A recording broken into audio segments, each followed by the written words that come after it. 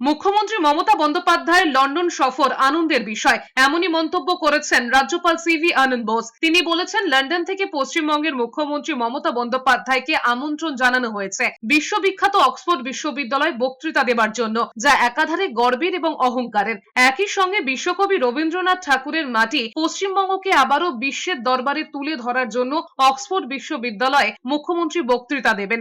রাজ্যপালের আরো মন্তব্য, পশ্চিমবঙ্গের রিপ্রেজেন্টেটিভ হিসেবে মুখ্যমন্ত্রী এই সফর ভারত তথা পশ্চিমবঙ্গের জন্য অত্যন্ত গুরুত্বপূর্ণ। এদিকে যাদবপুর বিশ্ববিদ্যালয়ের উপাচার্যের মেয়াদ শেষ হওয়া নিয়ে রাজ্যপালের মন্তব্য, আগামী দিনে উপাচার্য হিসেবে কাকে রাখা হবে তার সময়ের সঙ্গে জানানো হবে। We are all extremely delighted if anything good happens to Bengal. Our Chief Minister getting an invitation from UK and also from the prestigious Oxford University speaks volumes for it. This is a great tribute which the world is giving to Kabiguru Rabindranath Tagore's Bengal. We should all be happy about it, that our state of West Bengal is represented by the Chief Minister who is honored by other countries.